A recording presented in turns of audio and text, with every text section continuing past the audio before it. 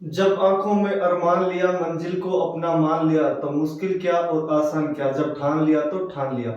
इसी motivational course के साथ नमस्कार मित्रों, ऑप्शनी क्लासेस के यूट्यूब चैनल पे आपका हार्दिक स्वागत है। आज हम सीईटी और रीट के लिए राजस्थान भूगोल से संबंधित कुछ महत्वपूर्ण क्वेश्चन लेकर आए हैं। तो आइए शुरू करते हैं। पहला जो क्वेश्चन है वो है, राजस्थान की स्थिति के संबंध में कौन सा कथन सही है। ऑप्शन ए उत्तर पूर्व, ऑप्शन बी दक्षिण पश्चिम, ऑप्शन सी उत्तर पश्चिम और ऑप्शन डी दक्षिण पूर्व।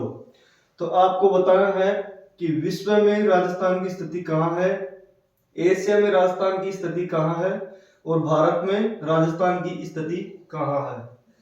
तो देखिए इधर ये है सबसे पहले विश्व का मैप। इसमें यह है 0 डिग्री देशांतर रेखा और यह है 0 डिग्री अक्षांश रेखा। इसमें अपना जो प्यारा भारत है वो कहाँ स्थित है, तो ये रहा। तो इधर उत्तर और इधर पूर्व। तो भारत की जो स्थिति है विश्व में वो क्या है, वो होगी उत्तर पूर्व। तो विश्व में भारत की स्थिति क्या हो गई, उत्तर पूर्व। तो उत्तर पूर्व हो गई विश्व में। अब आगे देखते हैं हम एशिया में। तो एशिया, ये एशिया का मैप है। इसमें ये हमने एक रेखा बनाई है और ये एक रेखा बनाई है। इन दोनों के बीच में ये उत्तर है, ये दक्षिण है, ये पश्चिम है और ये पूर्व दिशा है। तो इसमें हमारा प्यारा जो भारत है वो कहाँ पर स्थित है, तो ये रहा। इधर है पश्चिम और इधर है दक्षिण। तो एशिया के अंदर जो भारत या राजस्थान की स्थिति है वो कहाँ है, वो है दक्षिण पश्चिम दिशा में।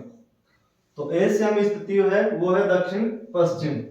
तो दक्षिण पश्चिम जो दिशा है वो किस में है, एशिया में। अब आगे देखना है हमें भारत में। तो ये रहा उत्तर, ये रहा पश्चिम, ये रहा दक्षिण और ये रहा पूर्व। तो इसमें राजस्थान की जो स्थिति है वो कहाँ है, वो है उत्तर और पश्चिम के बीच में।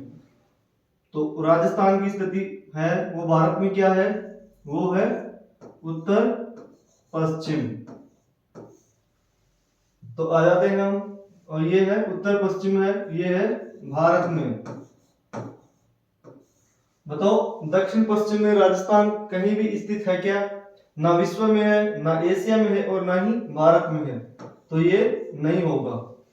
ए बी और सी ये तीनों सही है, इसलिए उत्तर हो जाएगा अपना ए बी सी।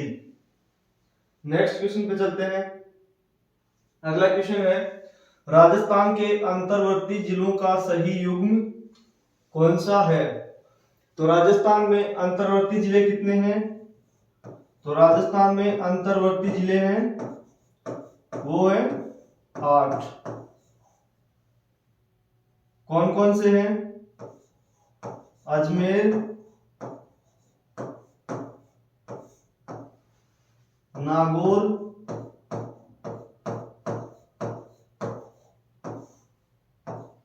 जोधपुर,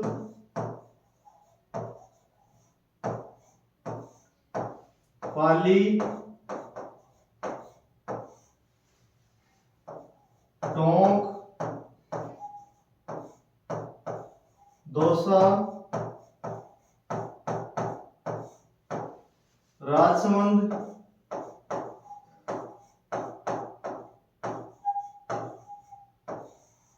और बूंदी। तो ये है राजस्थान के 8 अंतर्वर्ती जिले, अजमेर, नागौर, जोधपुर, पाली, टोंक, दौसा, राजसमंद और बूंदी। राजस्थान के जो अंतर्वर्ती जिले हैं वो है 8। अब इनमें से देख लेंगे हम। पहला जयपुर, जयपुर अंतर्वर्ती जिला नहीं है। जयपुर है वो अंतर्राज्यीय जिला है। जयपुर की सीमा हरियाणा से लगती है, इसलिए ये ऑप्शन नहीं होगा। दूसरा है अजमेर, नागौर और दौसा, ये उत्तर अपना सही है। इधर अजमेर, नागौर और दौसा ये है अपने अंतर्वर्ती जिले। तो आंसर नंबर 2 अपना सही हो जाएगा। उसके बाद चलते हैं नेक्स्ट क्वेश्चन पे।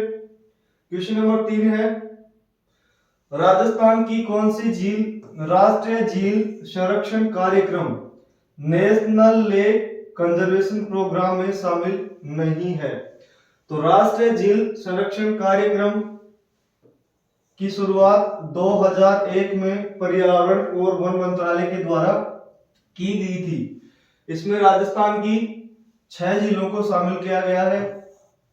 वो 6 झीलें कौन कौन सी हैं? 2 झीलें अजमेर की हैं, एक पुष्कर झील और एक आना सागर झील। इसके अलावा एक झील जयपुर की है, वो कौन सी है? मानसागर झील। इसके अलावा एक झील सिरोही की है और वो कौन सी है? नक्की झील।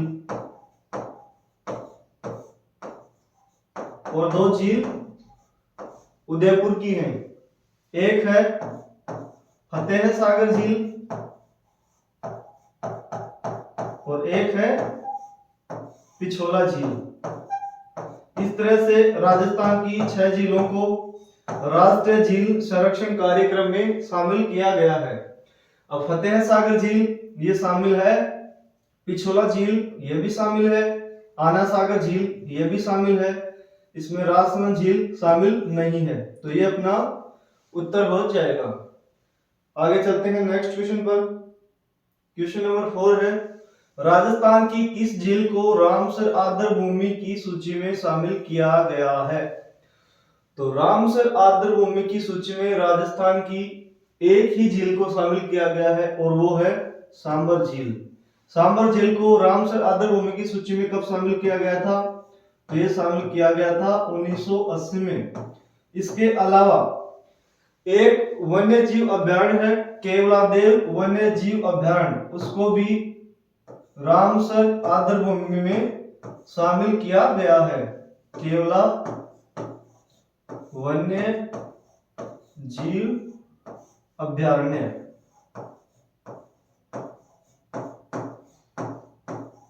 तो अपना उत्तर कौन सा हो जाएगा? उत्तर हो जाएगा सांबर झील। नेक्स्ट क्वेश्चन पे चलते हैं।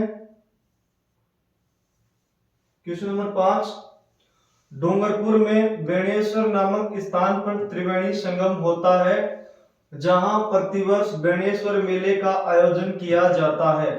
इस त्रिवेणी संगम पर मिलने वाली नदियां कौन सी हैं?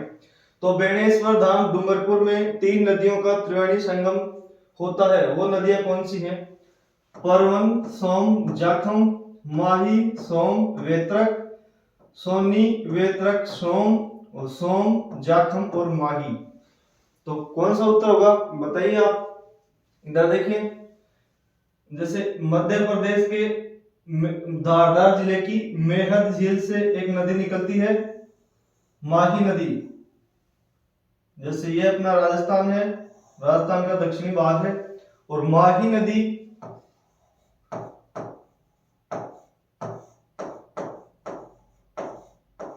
यहां पर प्रतापगढ़ से एक नदी निकलती है। कलर चेंज कर लेता हूं मैं। प्रतापगढ़ से एक नदी निकलती है, इसे बोलते हैं जाखम नदी।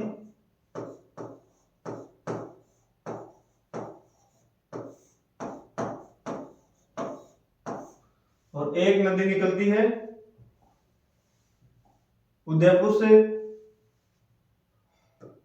वो आकर इसमें मिल जाती है और यहां पर ये त्रिवेणी संगम बनाते हैं। इस नदी का नाम है, ये बीछामेड़ी की पहाड़ियां, उदयपुर से नदी निकलती है, इसका नाम है सोन नदी।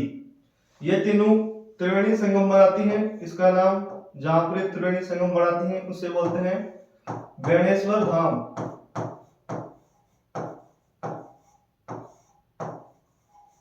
बेणेश्वर धाम में प्रतिवर्ष मेला भी भरता है, और ये मेला कब भरता है? ये भरता है माघ पूर्णिमा को।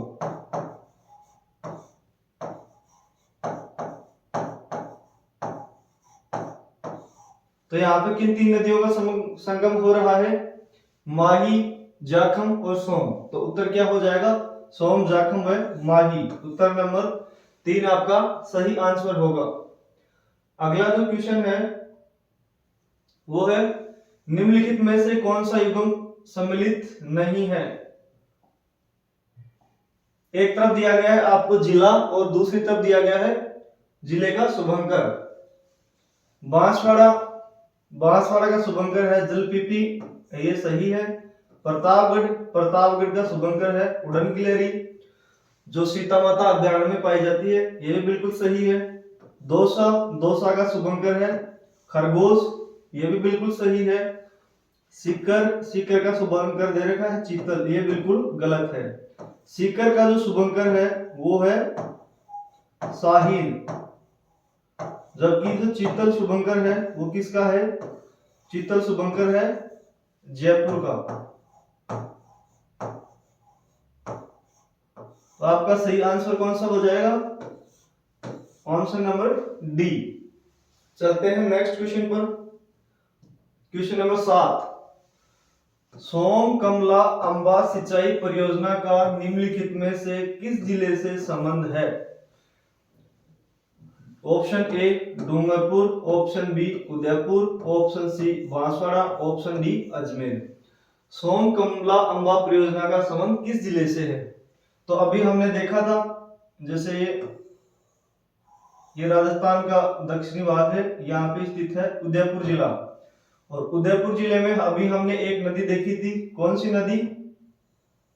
यह है सोम नदी। कहां से निकलती है? यह निकलती है बिछामेड़ी की पहाड़ियां उदयपुर से, और बेणेश्वर धाम में जाकर किस में मिल जाती है? माही नदी में जाकर मिल जाती है। इस नदी के किनारे पर एक गांव है, उसका नाम है कमला अंबा। ये नदी कौन सी है? सोम। इस नदी के किनारे पर एक गांव है कमला अंबा, यहां पर एक गांव है कमला अंबा। अब ये गांव किस जिले में स्थित है? ये गांव स्थित है डूंगरपुर जिले में।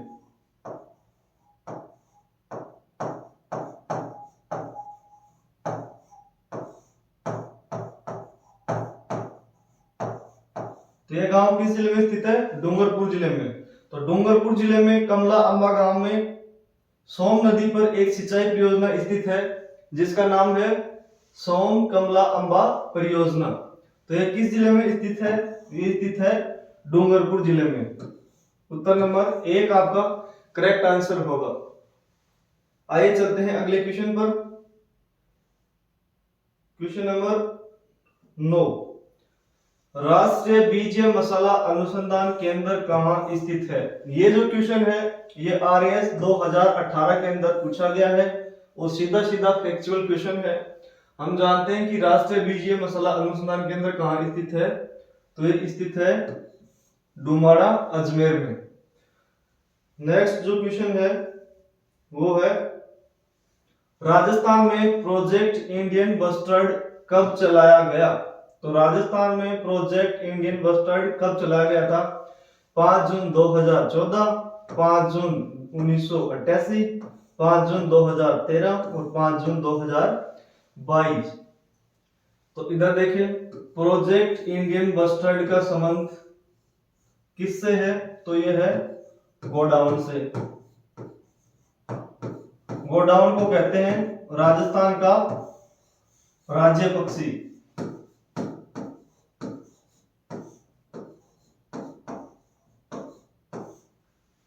अब 5 जून को कौन सा दिवस मनाया जाता है? 5 जून को मनाया जाता है विश्व पर्यावरण दिवस। तो विश्व पर्यावरण दिवस के ऊपर 5 जून 2013 को एक अभियान शुरू किया गया था जिसे कहते हैं प्रोजेक्ट इंडियन बस्टर्ड। कब शुरू किया गया था? 5 जून 2013 को। तो उत्तर नंबर कौन सा हो जाएगा? सी। अब इंडियन बस्टर्ड का संबंध है गोडाउन से और गोडाउन को कहते हैं राजस्थान का राज्य पक्षी। अब प्रोजेक्ट इंडियन बस्टर्ड ये शुरू कहां से किया गया था? तो ये शुरू किया गया था राजस्थान के जैसलमेर जिले से।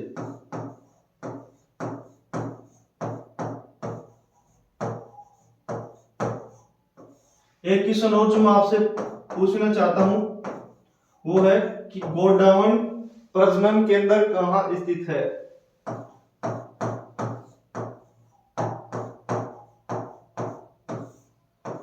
गोडाउन प्रजनन केंद्र कहाँ स्थित है? तो गोडाउन प्रजनन केंद्र कहाँ स्थित है? तो ये स्थित है माचिया सफारी। माचिया सफारी कहाँ स्थित है? जोधपुर में। तो ये स्थित है जोधपुर में। अगला जो क्वेश्चन है वो है क्वेश्चन नंबर 11। क्वेश्चन नंबर 11 है राजस्थान को दो समान भागों में बांटने वाली सम वर्षा रेखा कौन सी है? तो इधर देखिए अरावली है, सिरोही से शुरू होकर कहां तक जाती है? झुंझुनू तक। जैसे ये मैंने बना दी अरावली, और अरावली के पश्चिम के अंदर कौन सा भौतिक प्रदेश है? वो है पश्चिमी रेतीला प्रदेश। पश्चिमी रेतीला प्रदेश का क्षेत्रफल कितना है? 61.11%। एक समवर्षा रेखा है जो इसको दो भागों में बांटती है और वो है 25 सेंटीमीटर वर्षा रेखा।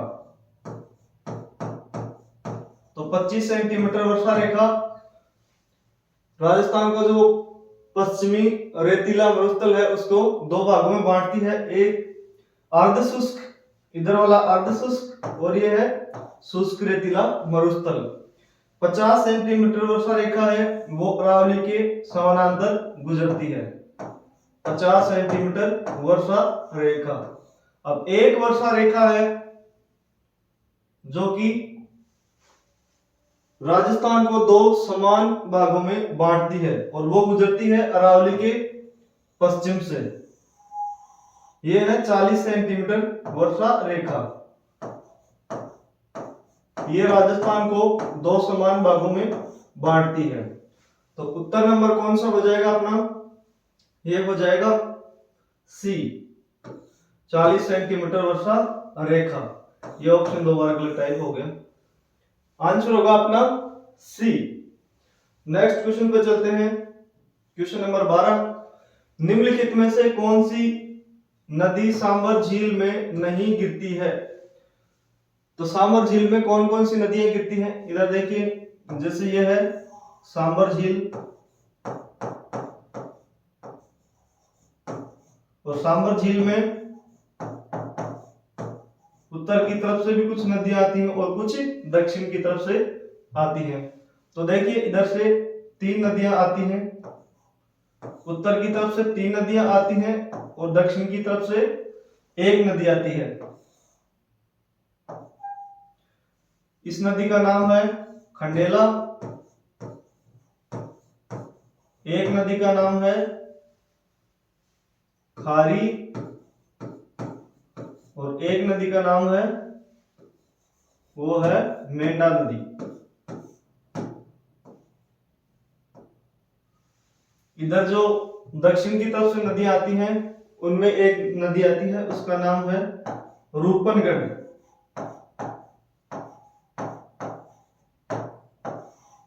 तो सांबर झील में कौन सी नदियां नहीं गिरती हैं?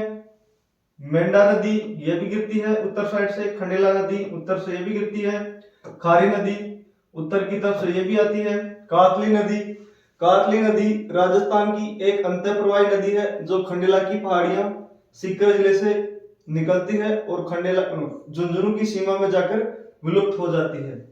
तो ये जो नदी है ये सांबर झील में नहीं गिरती है। तो अपना उत्तर क्या हो जाएगा? Option number D. Next question पे चलते हैं। क्वेश्चन नंबर 13, घग्गर का दोआब मैदान जो राजस्थान के गंगानगर व हनुमानगढ़ जिले में पाया जाता है किन दो नदियों के निक्षेपण से बना है? ऑप्शन ए घग्गर नदी व्यास नदी, ऑप्शन बी घग्गर नदी सतलज नदी, ऑप्शन सी बनास नदी बाणगंगा नदी, और ऑप्शन डी चंबल नदी बनास नदी। तो इधर देखिए, जैसे ये राजस्थान का उत्तरी भाग है ये अपना राजस्थान का उत्तरी भाग है। शिवालिक की पहाड़ियां हिमाचल प्रदेश से एक नदी निकलती है, उसका नाम है घग्गर नदी।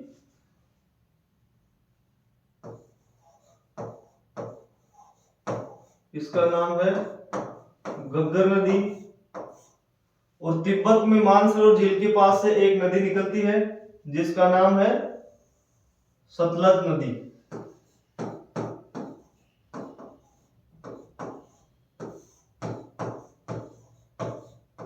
इन दोनों नदियों के मध्य जो दो आब है, ये है गंगानगर और हनुमानगढ़ में स्थित है। तो अपना उत्तर क्या हो जाएगा, वो हो जाएगा घग्गर और सतलज नदी। कौन सा है इसमें, बी, घग्गर और सतलज नदी अपना सही उत्तर होगा। अगले क्वेश्चन पे चलते हैं, क्वेश्चन नंबर 14। ये जो क्वेश्चन है वो है कथन और कारण वाला क्वेश्चन, ध्यान से इनको पढ़ना है। कथन है चंबल नदी राजस्थान की एकमात्र नित्यवाही नदी है। तो ये स्टेटमेंट एकदम सही है। राजस्थान की एकमात्र ये नदी है जो 12 मासी या 12 वर्ष बहती है। कारण लिखा है इसका, चंबल नदी का जल केवल सिंचाई हेतु उपयोग में लिया जाता है। क्या चंबल का जल केवल सिंचाई में उपयोग में लिया जाता है? तो नहीं, ये स्टेटमेंट बिल्कुल गलत है। क्यों? क्योंकि चंबल का जो जल है वो सिंचाई के साथ साथ पेयजल में भी काम में आता है। सिंचाई प्लस पेयजल दोनों में काम आता है। तो दूसरा स्टेटमेंट बिल्कुल गलत है। इसमें ऑप्शन है कथन तथा कारण दोनों सही है तथा कारण कथन की सही व्याख्या नहीं करता है, तो ये गलत है। दूसरा है कथन तथा कारण दोनों सही है, ये भी नहीं है। तीसरा है कथन सही है कारण गलत है, तो ये उत्तर अपना बिल्कुल सही होगा। चलते हैं अगले क्वेश्चन पे। अगला क्वेश्चन है राजस्थान में आदिवासी जनजाति द्वारा की जाने वाली स्थानांतरित कृषि है। तो आपको बताना है कि राजस्थान में आदिवासी जनजातियों द्वारा की जाने वाली स्थानांतरित कृषि कौन सी है। ऑप्शन ए धजिया, ऑप्शन बी चिमाता, ऑप्शन सी वालरा और ऑप्शन डी कुमारी। तो इधर देखिए, चिमाता है, ये है पेड़ों को, सॉरी, चिमाता है वो है पेड़ों को जलाकर की जाने वाली कृषि।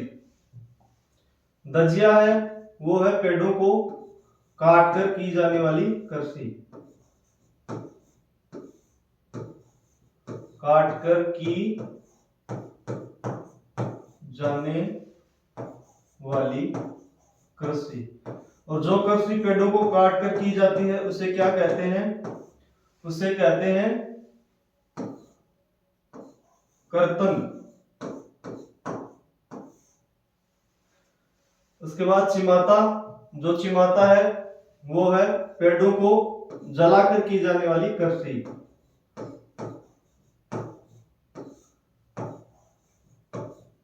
जलाकर की जाने वाली कृषि। और जो कृषि पेड़ों को जलाकर की जाती है उसे क्या कहते हैं? उसे कहते हैं श्लेष, सॉरी बर्न, उसे कहते हैं बर्न। और कर्तन को कहते हैं श्लेष। बर्न को कहते हैं दहन कृषि।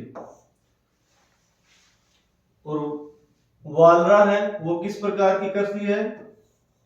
ये है स्थानांतरित कृषि।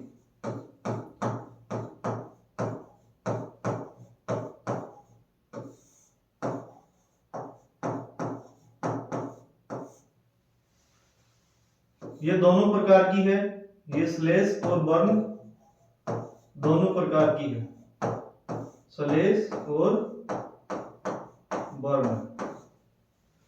जो कुमारी है ये कृषि की जाती है भारत का जो पश्चिमी घाट है उसके ऊपर की जाती है। अब एक फैक्ट इसमें और है, वो है कि ये जो कृषियां हैं दजिया और चिमाता, ये किस जनजाति द्वारा की जाती हैं? तो दजिया और चिमाता ये दोनों की जाती हैं भीलों के द्वारा। ये दोनों कृषियां की जाती हैं भीलों के द्वारा, जबकि जो वालरा कृषि है वो किस जनजाति द्वारा की जाती है? ये की जाती है मुख्यतः ग्रासिया जनजाति द्वारा। तो अपना जो आंसर क्या पूछा है इसमें? स्थानांतरित कृषि पूछा है, तो स्थानांतरित कृषि कौन सी अपनी? वालरा। तो उत्तर नंबर हो जाएगा अपना सी, एकदम राइट। तो ये थे दोस्तों राजस्थान भूगोल से संबंधित कुछ महत्वपूर्ण क्वेश्चन। आगे भी हम कुछ इसी तरह के अच्छे जो क्वेश्चन है वो लेकर आते रहेंगे। चैनल को शेयर करें, सब्सक्राइब करें। धन्यवाद।